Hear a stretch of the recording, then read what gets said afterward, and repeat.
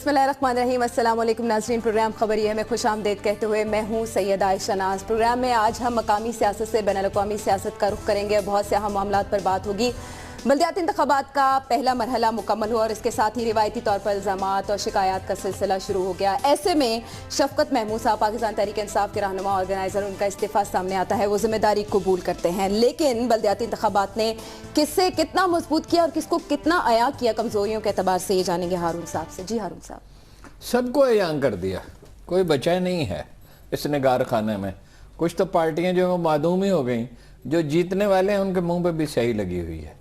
बात यह है कि स्विफ्टली जीत रही थी नून लीग, कोई पुलिस इस्तेमाल करने की ज़रूरत नहीं थी, जो गुजरात में किया करने की ज़रूरत नहीं थी, और कोई सरकारी वसाइल इस्तेमाल, कल तक डेवलपमेंट के काम हो रहे थे कितने बेशुमार। इस शहर में वो बिजली के ट्रांसफार्मर बदले गए हैं। सबसे अफसोसनाक वाक़या पेश आया सिंध में, खैरपुर में।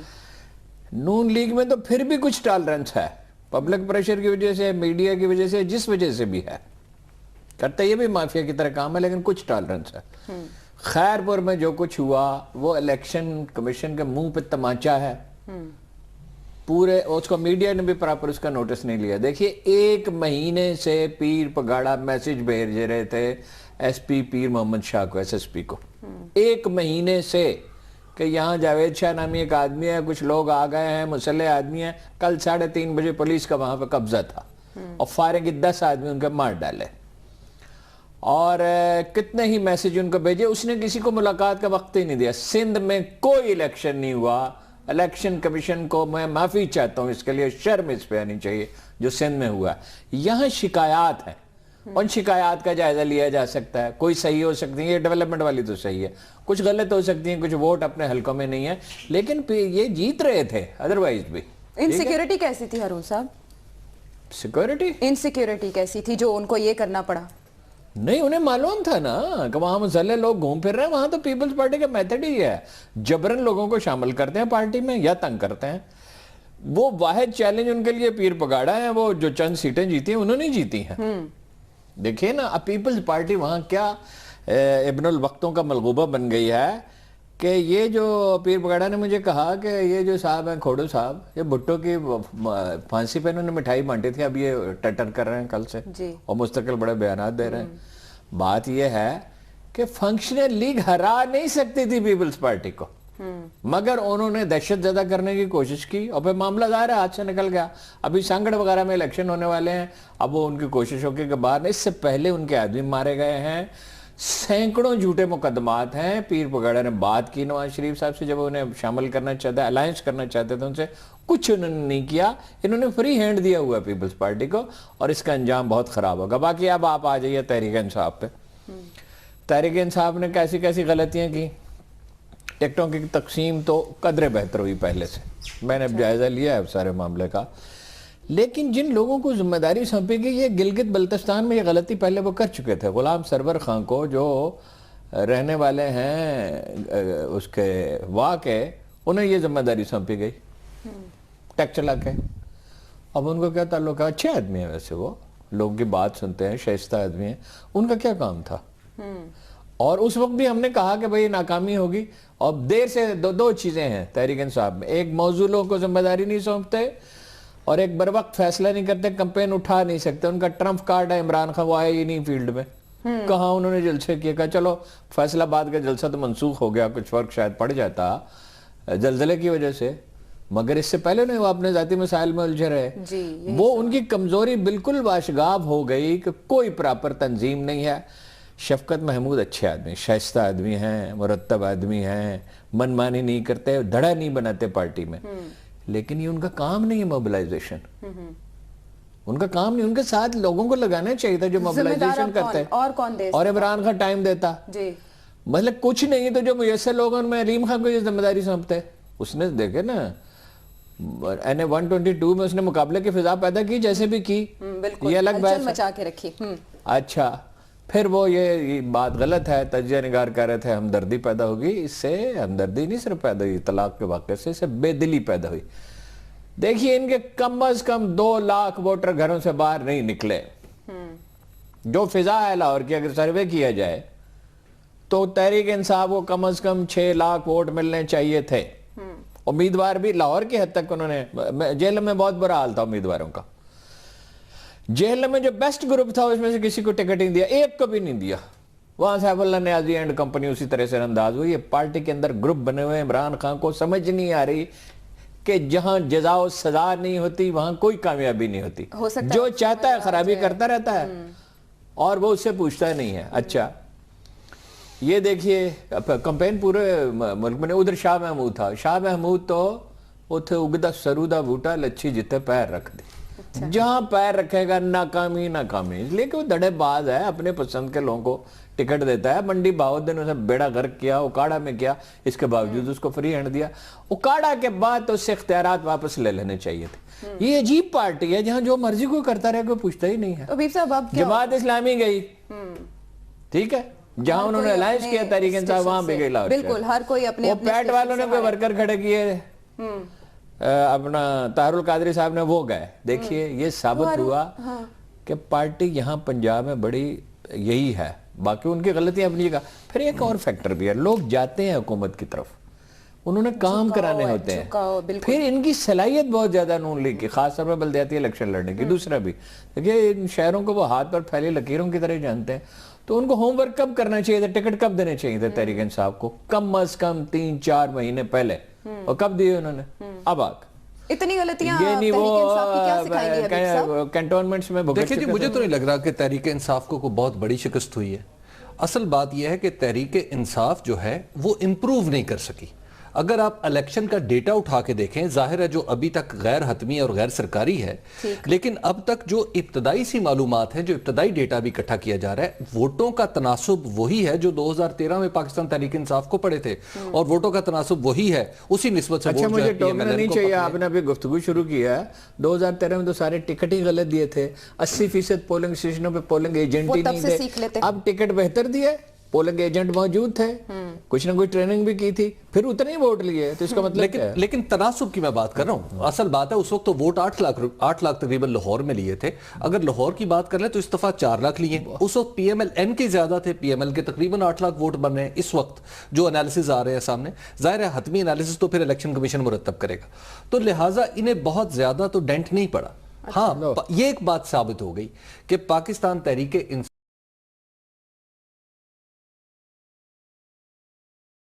ان انتخابات نے یہ ثابت کر دیا کہ وہ 2 سال سے ایک خواب کے پیچھے بھاگ رہے تھے, جو آج ثابت وہ سراب ثابت ہوا. یہ اندازہ ہوا کہ ان کا دعویٰ ہمیشہ غلط. ایسا تو نہ کریں, آپ پورا دھاندلی تو ہوئی ہے یار. یہ ٹرانسفارمر میں آپ کو گنوا دوں کل لے جا کے شہر میں, ہارون صاحب کہاں کہاں نئے لگے ہیں, کہاں ڈیولپمنٹ کا کام ہوتا ہے. کے پی کے میں خود وہاں پہ الیکشن کور کر رہا تھا. کے پی کے میں بہت ٹرانسفارمرز لگے, تو پھر کے پی کے میں بہت سارے پارک بنے, بلکہ ڈیرہ اسماعیل خان میں ایک پارک میں تو وہاں کے امیدوار نے اس پہ پی ٹی آئی کا رنگ کر دیا. صوبائی حکومت تھی نا, صوبائی حکومت تھی نا, بالکل. تو ظاہر اگر ایک جگہ چوری ہوئی تو دوسری جگہ کی چوری کو چوری نہ کہا جائے, یہ کیا دلیل ہے؟ تو ایک تو یہ کہ صوبائی حکومت کو تھوڑا سا ایج ہوتا ہے, اور وہ ایج بھائی جی تجزیہ نہیں غلط ہونا چاہیے بھائی. ان کے اس دفعہ پولنگ ایجنٹ تھے, ٹکٹ کمیٹیاں بنا کے دیا لاہور شہر کے, بالکل ٹھیک ہے, ٹھیک ہے جی. باقی یہ تو چوری سرور پہ وہ ہیں جو چمپو اثر انداز ہوئے, لیڈر تو نہیں, ان کو چمپو ہی کہنا چاہیے. اثر انداز وہ کئی جگہ پہ مجھے پتا ہے. مثلا گجرانوالہ میں انہوں نے علی اشرف بڑا اچھا لڑکا ہے, بڑا خوش اخلاق آدمی ہے, مگر وہ گلتا ملتا نہیں رہتا ہی لاہور میں ہے, اس کو بنا دیا. اس نے آگے کمیٹیاں بنا دی, ان کے رحم و کرم. وہ تو اگلے مرحلے میں آئیں گے. کوئی مانیٹرنگ ہی نہیں, کوئی مانیٹرنگ ہی نہیں, کوئی موومنٹ ہی نہیں, کوئی انتخابی تحریک ہی نہیں. واسطہ کس سے ہے شریف؟ اس مرحلے میں جو یہ ثابت ہو گیا کہ ایک تو یہ کہ کم از کم 12 اضلاع میں ان کا جو موقف تھا وہ غلط ثابت ہو گیا پاکستان تحریک انصاف. اب انہیں کوئی نیا موقف اختیار کرنا. کر لیں ایک بریک کے بعد, بریک کا وقت ہوا چاہتا ہے, ہمارے ساتھ رہیے.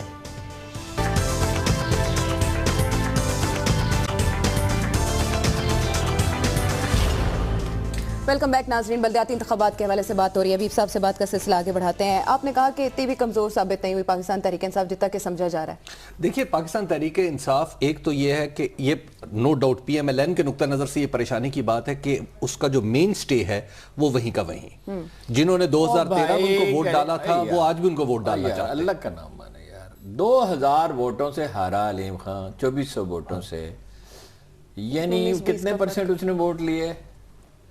95% ووٹ لیے اس نے، 96-7%، اور یہاں لیے 50%.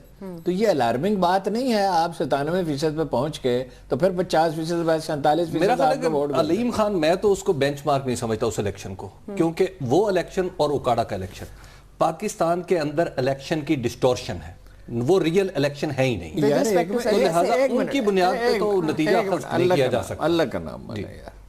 علیم خان نے اپنے اچھی کمپین سے پیسے خرچ کر کے، البتہ حکومت جتنے وسائل کسی کے پاس ہوتے ہی نہیں، اپنے ووٹ 5000 بڑھا لیے ہوں گے، 7000 بڑھا لیے ہوں گے، 10000 بڑھا لیے ہوں گے، پھر بھی 30% ووٹ گرے ہیں. علیم خان کوئی مثالی کینڈیڈیٹ تو نہیں تھا. علیم خان نے عمران خان سے کہا کہ اگر میں کوئی بڑا پاپولر آدمی ہوتا تو آپ کے پیچھے بھاگ رہا ہوتا، آپ کے بغیر تو نہیں ہو سکتا. ٹھیک ہے نا. یہاں آتا اگر عمران خان کمپین چلاتا، میں کیا کہہ رہا ہوں، یہی کہہ رہا ہوں نا کہ اس دفعہ ٹکٹ پہلے سے تو بہتر تھے نا. اگر وہ کمپین چلاتا، اس سے جھگڑا بھی نہیں تھا، اس طرح ڈیوائیڈ تھا. جیسے فیصل آباد میں نون لیگ والے آپس میں لڑ رہے تھے، جیسے یہاں بھی ان کے بہت لوگ انڈیپینڈنٹ، یہاں تحریک انصاف کے لوگ کتنے انڈیپینڈنٹ کھڑے تھے. یہاں پہ بھی ان سارے فیکٹرز کو ملحوظ رکھیں تو فرق 15% سے زیادہ نہیں ہونے چاہیے، 12% سے زیادہ نہیں ہونا چاہیے تھا، 20% ہو جاتا، اور 50% یار ووٹ زیادہ نون لیگ. کلوز کمپٹیشن ہونا چاہیے تھا، وہ کہہ رہے ہیں. دیکھیں اتنا کلوز کمپٹیشن میں تو نہیں ایکسپیکٹ کر رہا تھا، لیکن بہرحال ایک یہ جو ہے ہوا تھا نا، آلریڈی ایک سیٹ پہ ہوا. اچھا، لیکن آج بھی میری رائے یہ ہے کہ جب یہ بڑا الیکشن ہوگا، قومی الیکشن، آج بھی قومی اسمبلی کا کوئی الیکشن ہو یا صوبائی اسمبلی کا الیکشن ہو، تو نتیجہ اس سے مختلف ہوگا. پی ٹی آئی کا یہ مارجن ڈیفرنس یہ نہیں رہے گا. اس کی وجہ یہ ہے طرف جاتے ہیں نا جی، اس کی وجہ دنیا بھر کے جو بلدیاتی اداروں میں تو پاکستان کی تاریخ یہی ہے. تو حکومت کی طرف جاتے ہیں. مزے کی بات ہے کہ جو پولیٹیکل سائنٹسٹ ہیں دنیا بھر میں، جو یونیورسٹیز نے اس پہ تحقیق کی ہے، وہ یہ کہتے ہیں کہ جب جنرل الیکشن میں انکمبینسی ایک بوجھ کی صورت میں ایک پارٹی کے اوپر وارد ہو جاتی ہے، لیکن جب اس میں الٹا فائدہ پہنچ جاتی ہے. اس میں عام طور پہ کہا جاتا ہے کہ 30% جو ووٹیج ہے، جو ویٹیج ہے، وہ کینڈیڈیٹ گھر سے لے کے چلتا ہے اگر وہ کسی انکمبنٹ پارٹی کا حصہ ہوتا ہے. تو لہٰذا ہمیں وہ مارجن بھی ذہن میں رکھنا چاہیے. تو اس میں لہٰذا پاکستان تحریک انصاف کو اگر اس کا تھوڑا بہت لاس ہو سکتا ہے تو وہ نظر آ رہا ہے. لیکن اگین میرا آرگومنٹ یہ ہے کہ پاکستان تحریک انصاف 11 مئی 2013 سے اس نقطے سے آگے نہیں بڑھ سکی. اب بڑھے گی. دیکھیے اگر آج وہ اپنے آپ میں کوئی اصلاح کریں، لوگوں سے رابطے بڑھائیں، کچھ اور کریں تو پروبیبلی بڑھ جائے. 120. اچھا، باقی بھی جہاں کہیں ہارے، اس مارجن سے تو کہیں نہیں ہارے. اچھا، کیا کارڈ ہے اب نیکسٹ پاکستان تحریک انصاف کے پاس دوسرے تیسرے مرحلے سے پہلے what to do؟ دیکھیں میرے جو معلومات ہیں ان کے مطابق جو چودھری سرور صاحب ہیں وہ فوری طور پر نکل گئے لاہور سے، اور انہوں نے کہا کہ جناب میں جہاں جہاں کیمپین میں کوئی کمزوری ہے اگلے مرحلے میں جن اضلاع میں ہونا ہے تو میں وہاں پر جا کے ان کمزوریوں کو رفع کرنے کی کوشش کروں. کمزوری بتا دی نا، وہ جائے نا عمران خان، تو ان کے پاس کا تو نہیں ہے. تو پروبیبلی اب عمران خان صاحب اس میں کسی حد تک. کتنے بینر لگے ہوئے دیکھے آپ نے تحریک انصاف کے شہر میں؟ 10% بھی نہیں نون لیگ کا. 10 لاکھ روپے ایشو کیے گئے تھے، وہ بھی نہیں لگے پورے. دیکھیں نا، جب آپ کے بینر ہی نہیں لگے ہوئے، تصویریں ہی نہیں لگی ہوئی، تو اس کا مطلب کیا ہے؟ کمپین اٹھی ہی نہیں ہے ان کی. اب اٹھائی جائے گی نا، اب اٹھائی جانی چاہیے. نہیں اب اٹھائیں گے ڈاکٹر نا. ویسے تو یہ غلطیوں سے سیکھنے کی صلاحیت بہت کم ہے. گلگت بلتستان میں یہی کیا. پہلے ضمنی الیکشن عمران خان کی اتنے بڑے مارجن سے جیتی ہوئی سیٹیں پشاور بان میاں والی وہ ہار گئے بری طرح. اس کے بعد ضمنی الیکشنوں میں آ رہے، گلگت بلتستان میں آ رہے. میں آپ سے کہہ رہا ہوں آزاد کشمیر میں چوتھی سیٹ نہیں ہے ان کی. ایک مظفر آباد کی، ایک میرپور کی، ایک پختونخوا میں جو مہاجروں کی سیٹ ہے. چوتھی سیٹ نہیں ہے. پیپلز پارٹی ریجیکٹ ہو چکی ہے، مگر یہ اسے ریپلیس نہیں کر سکے. کوئی کام آزاد کشمیر میں الیکشن میں جو 6 مہینے بعد ہونے والا ہے نہیں کیا انہوں نے 6-7 مہینے. اچھا، آزاد امیدواروں نے کیا پیغام دیا؟ 2010 میں جو صورتحال تھی نا کہ اس وقت نواز شریف کے بارے میں سمجھا جا رہا تھا کہ یہ ملک کے مقبول ترین لیڈر ہیں. سرویز بھی یہی سجسٹ کر رہے تھے.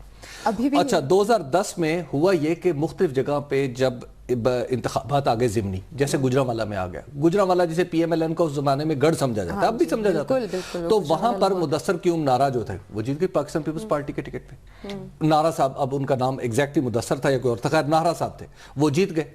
اچھا اس کے بعد آپ دیکھ لیں کہ جب پیپلز پارٹی اپنے ڈپ کو چھو رہی تھی تو اس وقت آزاد کشمیر کے الیکشن ہوئے، پیپلز پارٹی جیت گئی. پیپلز پارٹی اپنے ورسٹ سٹیج پہ تھی, گلگت بلتستان کے الیکشن میں وہ جیت گئی. دیکھیں یہ جو انکمبینسی ہے جو پیریفریز میں بڑی میٹر کرے گی. اپنا دیکھیے نا, وہ تو کچھ چیزیں مینیج کی جاتی ہیں. میں جو بات کہہ رہا ہوں کہ آزاد کشمیر, گلگت بلتستان میں کوئی کام نہیں کیا تحریک انصاف نے, آزاد کشمیر میں بھی کوئی کام نہیں کر رہا ہے, اس پہ توجہ دیں ذرا.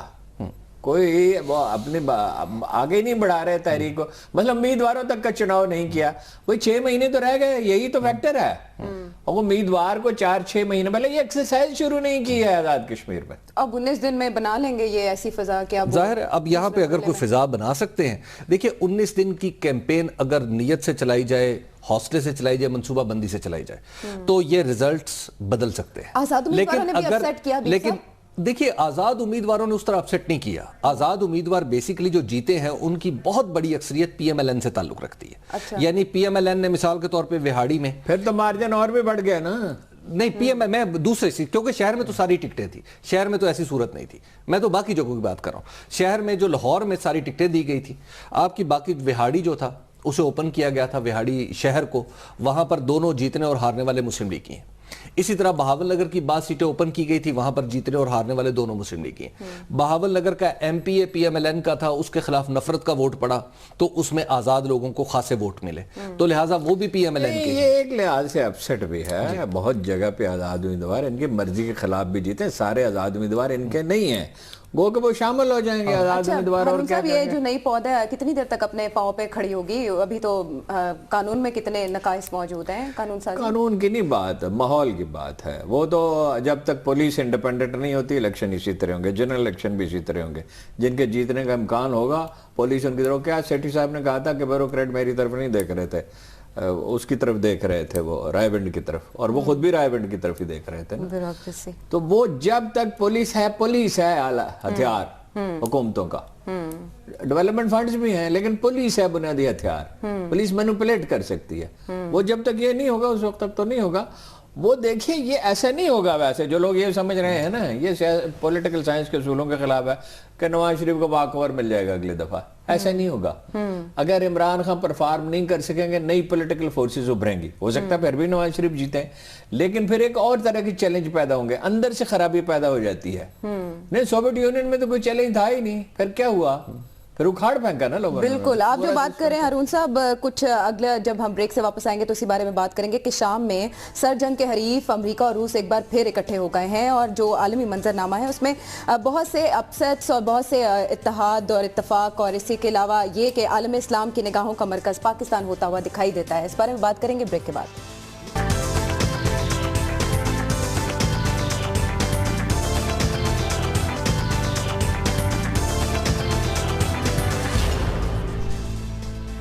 ویلکم بیک ناظرین. خبر یہ ہے کہ اب پاکستان برادر اسلامی ممالک کے درمیان تعلقات میں ایک اہم مہرہ ثابت ہونے جا رہا ہے. کیا صورتحال اسی طرح سے ہے کہ army chief general Raheel Sharif شہاب مشقوں کی اختتامی تقریب سے خطاب کرتے ہوئے کہتے ہیں واضح الفاظ میں کہ اگر سعودی عرب کی سالمیت کو کوئی خطرہ ہوا تو پاکستان بھرپور جواب دے گا. تو دوسری جانب وزیر اعظم پاکستان ایرانی مشیر سے ملاقات میں یہ واضح کرتے ہیں کہ گوادر اور چاہ بہار جڑواں بہنیں ثابت ہوں گی. ہارون صاحب, کیا ہے کردار پاکستان کا, آپ کیا سمجھتے ہیں؟ دیکھیے ایک اپرچونٹی پیدا ہو گئی ہے عربوں کو ڈسٹرب کیے بغیر. یہ پہلا میرا تاثر یہ تھا کہ عربوں کے ساتھ تعلقات خراب ہو گئے, ممکن ہے اس کا ریئیکشن ہی ہو. مطلب ابھی یو اے ای نے اقوام متحدہ کے ایک الیکشن میں ہمیں ووٹ نہیں دیا, متحدہ عرب امارات کی ریاستوں نے, اس کی وجہ سے ہمیں وہ الیکشن ہار گیا جو کبھی ایسا نہیں ہوا تھا. تو میرا یہ خیال تھا, لیکن میں نے اسے چیک کیا ہے, یہ بالکل ملٹری اور سول لیڈرشپ کا سوچا سمجھا منصوبہ ہے, اور پہلا اس کا اشارہ ایران کی طرف سے آیا, اس لیے کہ سی پیک سے جو ٹریفک جائے گی, آپ یہ دیکھیں نا چاہ بہار کے اور اس کے درمیان فاصلہ ہی کتنا ہے, بالشت بھر کا فاصلہ ہے.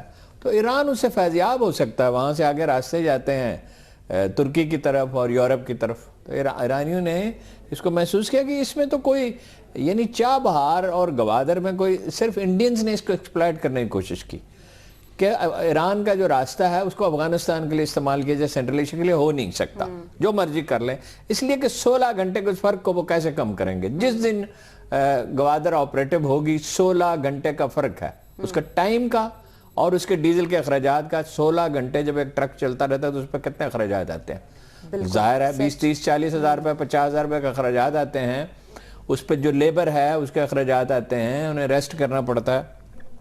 تو یہ اگر یہ آئیڈیا دیا ہی, یہ ٹرم ایرانیوں نے استعمال کی کہ یہ سسٹر ادارے ہو سکتے ہیں, اس سے انہیں بینیفٹ. لیکن اس میں جو فوراً ہی چیف آف آرمی سٹاف نے بیان دیا تو سعودیوں کو, عربوں کو مطمئن کرنے کے لیے کہ عربوں کے ساتھ تعلقات میں کوئی کشیدگی نہیں آئے گی. بہرحال اس میں بہت سنبھل کے چلنا چاہیے. ایرانیوں نے یہاں آ کے غلطی کی. انہوں نے ایک تو یہ مجھے ایسا لگتا ہے کہ بعض لوگوں کو وہ اکسا رہے ہیں, سعودی عرب کے خلاف بعض پروگرام ہو رہے ہیں جو بہت ہی غیر محتاط زبان میں, سعودی عرب پہ نکتہ چینی ہو سکتی ہے لیکن بہت غیر محتاط زبان استعمال کی جا رہی ہے, وہ نہیں ہونی چاہیے. دوسروں نے یہ عربوں کے خلاف بات کی, شام خانی نے, علی شام خانی نے, انہیں نہیں بات کرنی چاہیے تھی. ایران پاکستان کے تعلقات میں اگر قربت پیدا ہوتی ہے, گرم جوشی آتی ہے, اس کا ایران کو فائدہ ہے, ہمیں فائدہ ہے. ہم بہت سی چیزیں وہاں سے منگوا سکتے ہیں, فیول منگوا سکتے ہیں, بہرحال ہمارا مسئلہ ہے. اور یہاں سے بہت سی چیزیں, انہیں چاول کے لیے, گندم کے لیے بہت سی چیزیں, ہم نے ایرانیوں کی بائدے میں بہت مدد کی ہے. بہت سی چیزیں ریکارڈ پہ نہیں آئیں. ایران عراق جنگ کے دوران امام خمینی کے زمانے میں ISI کے چیف وہاں جا کے ملے جنرل اختر عبد الرحمن, ان سے اسلحے سے لدی ہوئی ٹرینیں ہم نے انہیں بھیجی. رائٹ ان دا وار ہم نے ان کے پائلٹ ٹرینڈ کیے, اس لیے کہ صدام حسین کے ساتھ ہمارے کوئی تعلقات نہیں تھے, ایران اس میں حق بجانب تھا. لیکن ایرانیوں میں جو قومی افتخار کا مسئلہ ہے, اور ملا کے پھر جہاں حکومت ہوتی ہے اس کے اپنے مسئلے ہوتے ہیں, تو اس میں دونوں کا فائدہ. اور ہمیں میکسیمم, ہم نے بہت اچھا کیا ویسے, پیشنس کا مظاہرہ کیا ہمیشہ ایران کے معاملے میں. ایران کے ساتھ تعلقات, پہلی بات تو یہ ہے کہ اس میں گرم جوشی آنی چاہیے, قربت پیدا ہونی چاہیے, تضادات حل ہونے چاہیے, اختلافات ختم ہونے چاہیے. عربوں کی کاسٹ پہ نہیں, ان کے ساتھ. پھر پاکستان اس پوزیشن میں آ گیا ہے, یہ میں کنفرم کر کے کہہ رہا ہوں کہ ایران اور سعودی عرب کے درمیان بات کرا سکتا ہے. ایرانیوں نے خود اس کی خواہش ظاہر کیا ہے کہ وہ عربوں کے ساتھ بات کرنا چاہتے ہیں. اچھے تعلق. اچھا مینا آسان ہے, پر انہوں نے ایک دوسرے سے تعزیت بھی کی. حبیب صاحب آپ سے یہ جاننا چاہیں گے کہ یمن کے معاملے پر جو خلیج پیدا ہو گئی تھی, سرد مہری سی تھی, وہ اس کو دور کرنے میں کس حد تک مدد مل سکتی ہے اس بیان کے بعد؟ دیکھیں میرا تو نہیں خیال چابہار کے بیان کے بعد کوئی پاکستان, آرمی چیف کے بیان کے بعد تھوڑی سی مدد, جتنی توقع ہے اتنی نہیں, کیونکہ جتنے گہرے زخم ہیں وہ اتنی جلدی بھریں گے نہیں, کیونکہ آپ نے انہیں اس وقت چھوڑا جب انہیں وہ سخت مصیبت میں تھے, اور انہیں اس وقت اپنی مصیبت بہت بڑی لگ رہی تھی. ہو سکتا ہے وہ چھوٹی ہو, ہماری اسیسمنٹ کے مطابق وہ کوئی پریشانی نہ ہو, لیکن اس وقت انہیں اپنی مصیبت بہت بڑی لگ رہی تھی, اور انہوں نے یوں سمجھا کہ ایک دوست نے منہ دوسری طرف کر لیا ہے جب ہمیں کام پڑا ہے. تو ایک تو یہ کہ وہ گہرا زخم اتنی جلدی نہیں بھرے گا.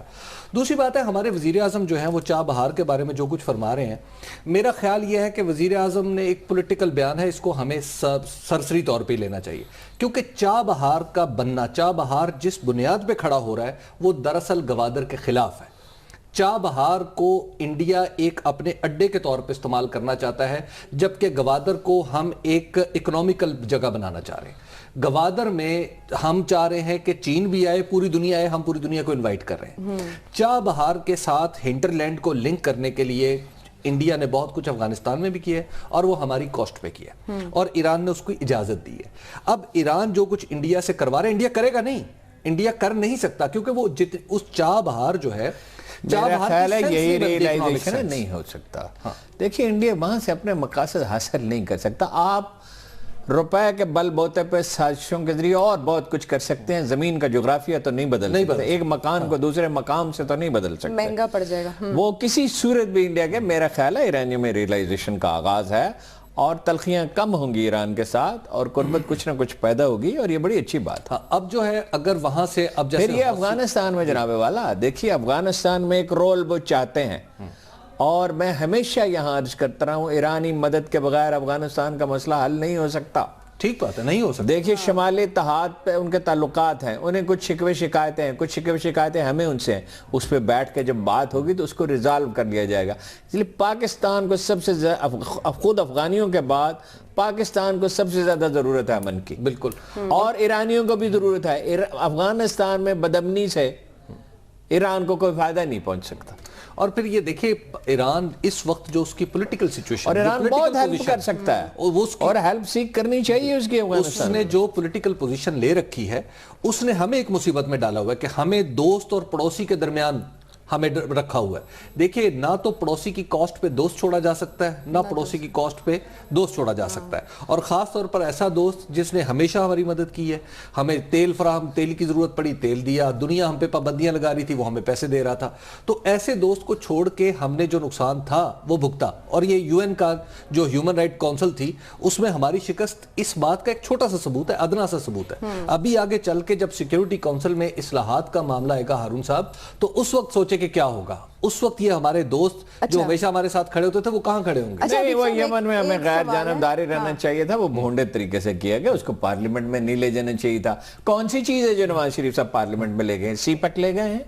بالکل نہیں لے کے گئے. کوئی نندی پور لے گئے ہیں, کوئی ایل این جی کے پرائز کا مسئلہ لے گئے ہیں, کوئی خارجہ پالیسی ایشو لے گئے, تو سعودی عرب کو کیوں لے کے گئے پارلیمنٹ؟ ٹھیک, ابھی جو آئے ایرانی مشیر پاکستان, ان کے ساتھ بات چیت میں اس بات کا عزم بھی ظاہر کیا گیا, جو افغانستان سے مذاکرات مؤخر ہوئے طالبان اور افغان حکومت کے, اس میں ایران بھی اپنا کردار ادا کرے گا. بات کے سلسلے کو پروگرام میں آگے بڑھائیں گے بریک کے بعد.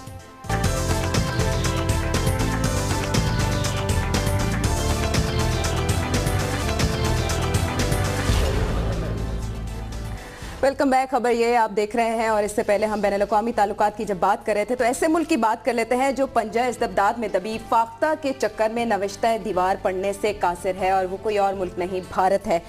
ہارون صاحب, بھارت اندھیرے میں بہت دور تک دیکھ رہا ہے.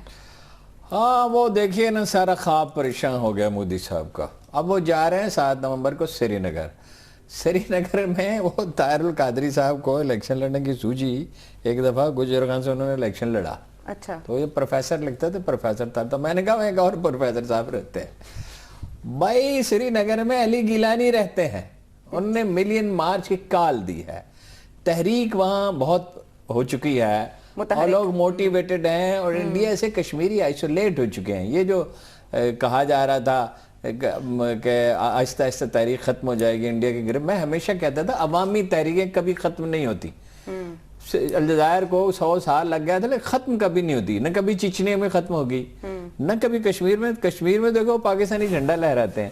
اب انہوں نے کیا کیا ہے, اس دفعہ انہوں نے میتھڈ, انہوں نے کہا جی ہمیں یہ جلسہ کرتے ہیں, ہم بھی جلسہ کرتے ہیں, اور اسے پینک کر گئے انڈین گورنمنٹ. اب آپ اندازہ لگائیں کہ جس جلسے میں علی گیلانی ہوتے, یاسین ملک ہوتے, شبیر شاہ ہوتے, اس میں لوگ زیادہ ہوتے, یا مودی کی چہرہ مبارک دیکھنے کے لیے لوگ آتے جو ایک ہی ٹون میں, ایک ہی لہجے میں ہمیشہ تقریر کرتا ہے. تو وہ انہوں نے اس کو نظر بند کر دیا ہے, شبیر شاہ کو بھی, اور میرا خیال ان کو بھی گھر میں نظر بند کر دیا گیا علی گیلانی صاحب کو. اور اگر وہ انہیں جلسہ کرنے دیں تو ان جلسوں کا کوئی کمپیریزن نہیں ہوگا.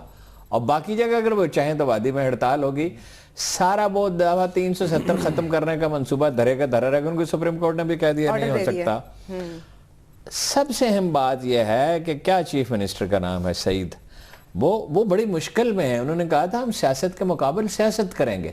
اب سیاست, اب گرفتاریاں کرنی پڑی ہیں, لوگوں کو نظر بند کرنا پڑا ہے, تو ریٹ کمزور ہوتی چلی جائے گی. فائنلی کیا ہوگا, کب ہوگا, ابھی کچھ کہا نہیں جا سکتا. لیکن مودی نے کہ اقتدار سے آزادی کشمیر کی تحریک کو مدد ملی ہے, پاکستان کو مدد ملی ہے, دنیا بھر میں اس کا سیکولر امیج رفتہ رفتہ متاثر ہو رہا ہے. اور ہمیں جو انہوں نے کٹہرے میں کھڑا کیا ہوا تھا, تو اب اللہ کے فضل سے اسی کٹہرے میں وہ ہمارے ساتھ کھڑے ہیں. ہم تو اس سے نکل آئیں گے, اس لیے کہ ہم نے بڑی بنیادی تبدیلیاں کی ہیں اپنی ترجیحات میں گریجولی. اور البتہ یہ ہے کہ ورلڈ میڈیا میں ہم نہیں جا رہے. اگر ہم جائیں, کشمیر کا صرف کیس نہیں, انڈیا کا پورا کیس پیش کریں, جو کچھ وہ اپنی اقلیتوں کے ساتھ کر رہے ہیں, وہ اس میں پھنس گئے. دیکھیں, نفرت پیدا کرنے والا لیڈر ہمیشہ اس کی کشتی اپنے پیدا کیے ہوئے بمر میں ڈوبتی ہے, جیسے ہٹلر کی ڈوبی, جیسے مسولینی کی ڈوبی, جیسے وہ پاکستان میں بھی کئیوں کی ڈوبی. یہ جو سستی چیپ پولیٹکس ہے, مودی کو لوگ سمجھتے بڑا کامیاب لیڈر. کامیابی یہ نہیں ہوتی.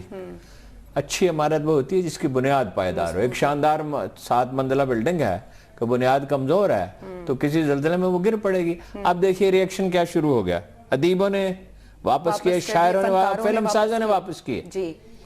فوری طور پہ تو کانگریس شاید اس کی بینیفیشری نہ ہو, کوئی اور ہو, مگر اس کا چہرہ تو دھندلا گیا. یہ ایک حکومت ہے, کبھی پاکستان میں اتنی تحریکیں چلی, کبھی یہ بھی ہوا کہ کسی نے کہا یہ تمہارا تمغہ ہمیں دیے ہوئے نہیں چاہیے، کسی شاعر نے، کسی ادیب نے، کسی آرٹسٹ نے، کسی پوئٹ نے، کسی پینٹر نے. آپ کیا دیکھ رہے ہیں؟ یعنی یہ نفرت کی لہر بڑی شدید ہے اس کے خلاف فعال طبقات میں. دیکھیے جی، ایک زمانے میں محترمہ بے نظیر بھٹو نے مظفر آباد میں جلسہ کیا، ہارون صاحب آپ کو یاد ہوگا، اور انہوں نے کہا تھا کہ بھارتی وزیر اعظم اس سے آدھا جلسہ مجھے سری نگر میں کر کے دکھا دے. تو دیکھیے جس آسانی سے ہمارے جو پاکستانی لیڈرز آزاد کشمیر میں، حتیٰ کہ طاہر القادری صاحب بھی جتنا بڑا جلسہ کر سکتے ہیں اتنا بڑا بھی وہاں کے کسی انڈین لیڈر کے لیے کرنا بہت مشکل ہے.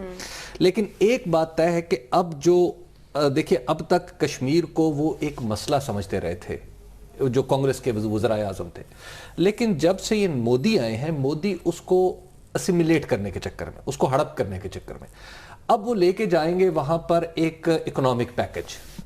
اگرچہ وہاں پر لوگ کہہ رہے ہیں کہ جناب یہ کشمیر ایک اکنامک کا مسئلہ نہیں ہے، اکانومی کا مسئلہ نہیں ہے، کشمیر ایک سیاسی مسئلہ ہے، اخلاقی مسئلہ ہے. لیکن وہ اس کو اگر انہوں نے پیسہ ڈالنا شروع کر دیا، وہاں پر کچھ کریں تو پروبیبلی 19-20 کا نقصان تو کر سکتے ہیں، لیکن الٹیمیٹلی ہارون صاحب کا انالیسس ہی میں اس کو دیکھتا ہوں کہ وہی ریئلائز ہو، آج ہو، کل ہو، پرسوں ہو. برادر امن بات یہ چٹا ان پڑھ ہے، چاہے بیچتا تھا نا، کچھ شاید ڈگری وگری لے لی ہوگی، میٹر کر لیا ہوگا، لیکن پڑھنے لکھنے کی عادت نہیں. آپ کو اس کا وہ سوٹ یاد ہے جو اس نے پہنا تھا 10 لاکھ، جس پہ نام لکھوایا تھا، جس پہ اس پہ نام کڑا ہوا تھا. بیچارے کا کوئی منٹل کیلیبر نہیں ہے.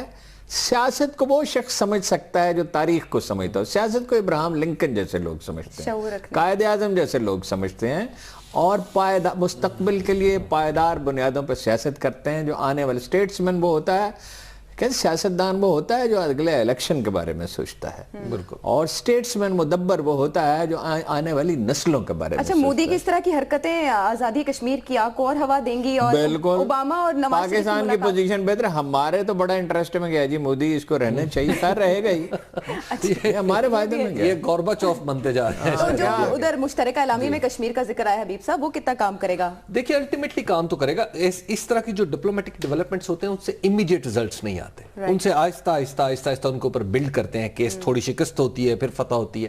آہستہ آہستہ جب کیس بلڈ کریں، لیکن وہ ہم چونکہ اس کو انٹرنیشنل میڈیا پہ اٹھانے میں کامیاب نہیں ہو سکے.